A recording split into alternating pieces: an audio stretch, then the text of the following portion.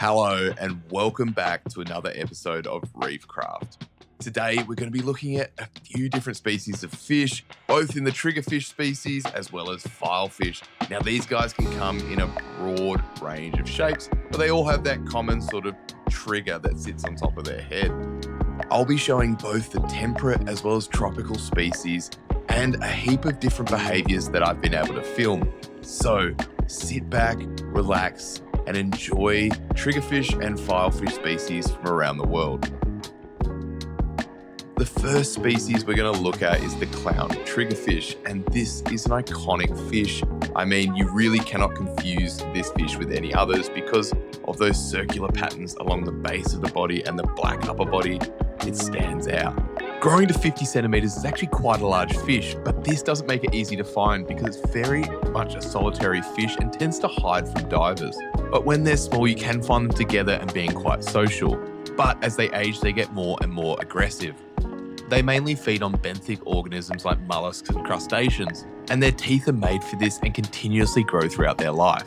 These fish can be pretty common around the Indo-Pacific, but they are now starting to show up in the Red Sea and are thought to have been introduced there, which is quite sad.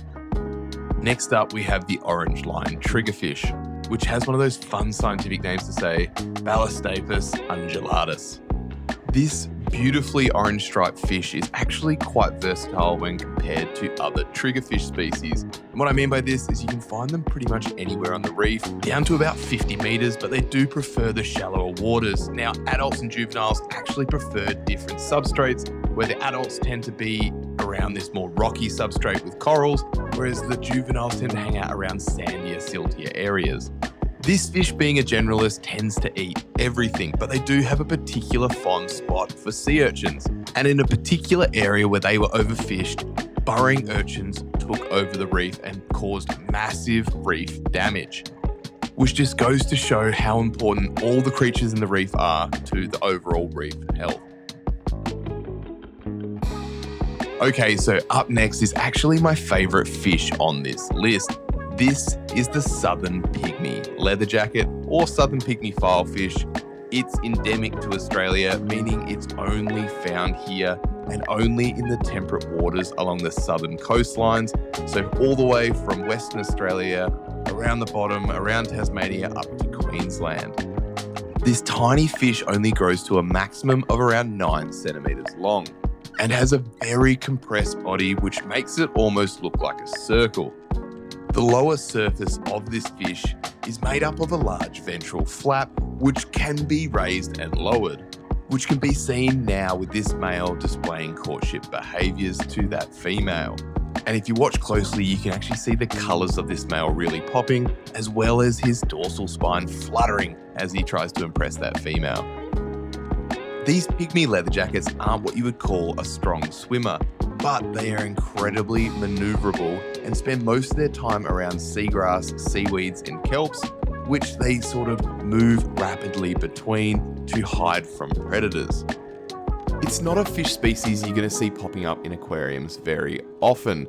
However, I've been lucky enough to keep one, and they make awesome little aquarium fish because 1, they don't grow very big, 2, they're from temperate waters and they don't tend to touch corals. So if you're looking for something out there for a nano aquarium or even a bigger one and you want something that's slightly a bit more oddball, give these guys a shot. They are awesome fish with big personalities. This filefish you can see swimming away from me is the Whitespotted filefish or the barred filefish. And you can see it flipping up its dorsal fin or its trigger, letting me know it doesn't really want to be followed. This species will actually nip and pick at coral, sponges and other algae on the reef. But when they're little, they tend to be a little bit more pelagic and spend their time floating around our oceans.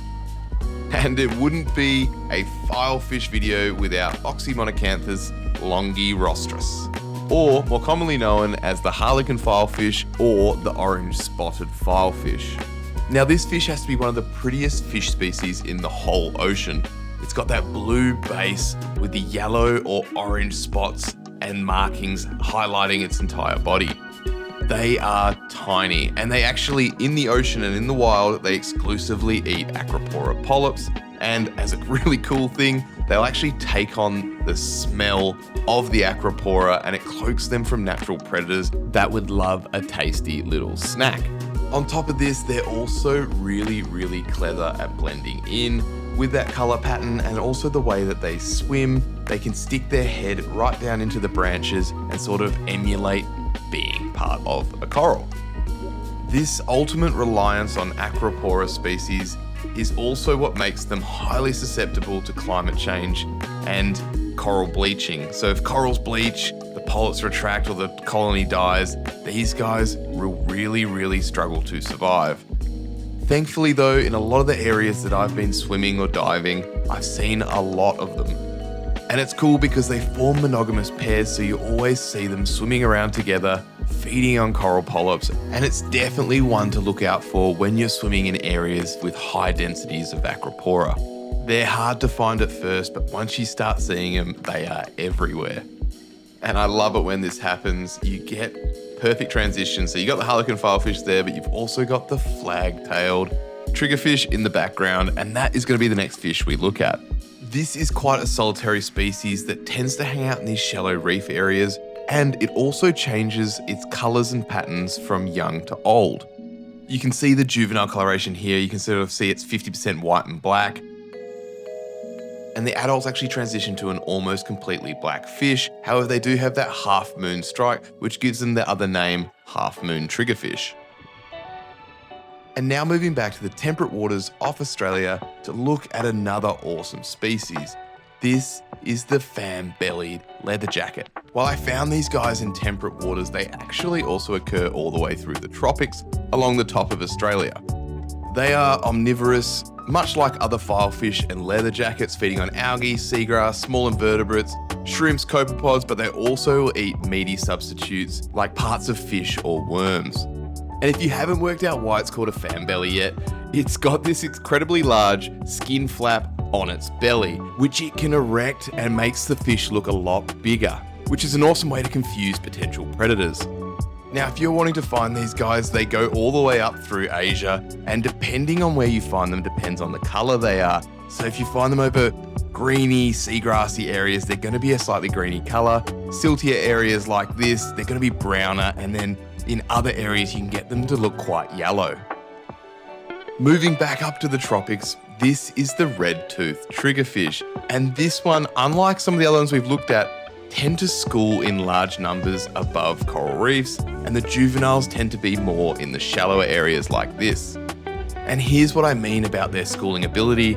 There is hundreds spread all the way across this sponge reef, and this one was just a little bit deeper than the last shot, and I absolutely love their swimming motion. Like the name suggests, this fish has tiny needle-sharp teeth that are red, and two of these teeth in its upper jaw are actually able to be seen even when the mouth is closed. These triggerfish are one of the more peaceful triggerfish that you can find, and if you're ever swimming in an area with a lot of them, listen out because you can actually hear them grunting in the water and producing a sound. And if you watch the way they swim, they kind of propel themselves like a propeller, and they do this mainly with their anal and dorsal fins, which you can see they can kind of stop and hover and turn super quickly in the water column. And also they can actually swim backwards like you could see that fish just before.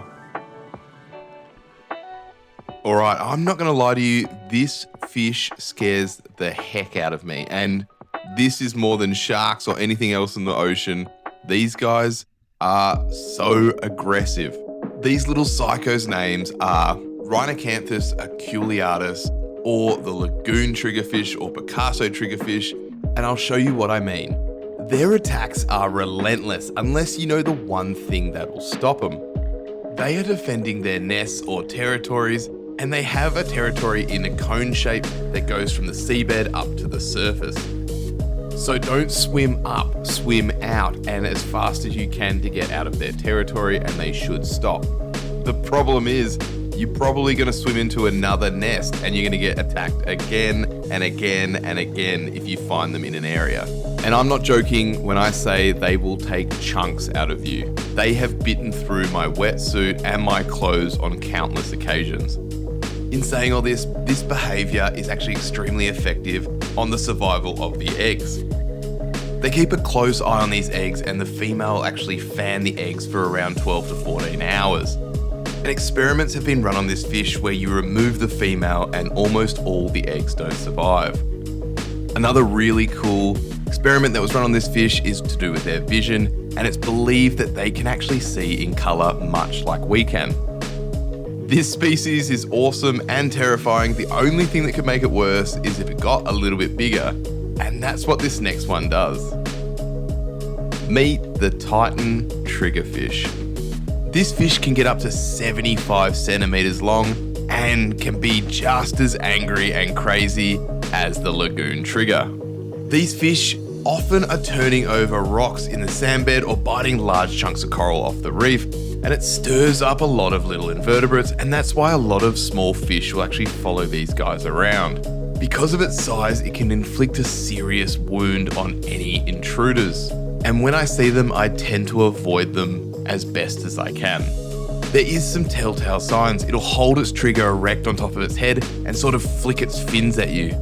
If you ever see this, I highly recommend moving. And just remember, move horizontally, not vertically. I'm about to show you two different fish that look exactly the same. This is the Valentine's puffer. This, however, is the black-saddled filefish and has evolved to mimic the Valentine's puffer. So much so, you can actually see them schooling together. They do this for protection because the Valentine's puffer is poisonous. These guys are not, however, they're trying to pretend to be. This is a classic survival strategy you'll find in the ocean. Up next, I have the pink-tailed triggerfish. Now, this one is quite commonly seen in the aquarium industry. Personally, I find them a little bit less aggressive than other triggerfish species. However, they still are carnivorous, eating fish, invertebrates, and everything you can find on a reef. They occur on the drop-offs of these reefs and are usually only solitary. I've actually never seen two together. But the yellow fins, pink tail, and greenish body make them an absolute standout. Speaking of standouts, this next filefish is actually found all around the world. This is the Scrawled Filefish. It can change its colour quite quickly and has been known to lie on the sand and turn itself white to blend in. And you can see some of that colour changing ability here at night where it's trying to blend into the reef. One more crazy thing about this fish, it actually contains palytoxin, the same toxin that's in zoanthids and Palithoa. Another interesting triggerfish is this one, the Scythe Triggerfish. Like the orange line triggerfish, they love almost anything. However, their particular favourite is sea urchins, and these guys will actually flip them upside down to eat their soft underbellies. And they've developed a really cool scale that has tiny barbs on it that actually repels sea urchin spines, making it impervious to their venom. The award for the best camouflage filefish has to go to this next one. This is the Tassle Filefish or leafy filefish. Its body is covered in appendages that help it blend into its environment, which is usually in these weedier areas. And they've got a pretty good name for themselves for eating Aptasia in reef aquariums. And if you look closely here, you'll actually see a juvenile. They are almost impossible to see in these environments. Just quickly, I'm going to add in this Blackback Filefish because I love it. They are so shy and so cute and so hard to film. They have this really, really nice bright orange tail. And I really hope I can get some better shots in the future. The last species I'm going to show you today is the blue triggerfish. I find this species to be super, super shy. And the only reason I was able to get close to this one is because I caught it off guard while I was at a cleaning station getting cleaned by a cleaner ass. One day I hope to film the juveniles of these because they have this crazy scroll pattern all over their body. Alright, that's all I've got for this one. Remember to like and subscribe and drop me a comment and let me know which filefish, leatherjacket or triggerfish was your favourite. If you enjoyed this video, I've done heaps of different videos on different fish, coral and other things in our oceans, and I'll drop them on the screen now. Be sure to check them out and let me know if there's anything you think I'm missing. Alright, I'll catch you on the next one.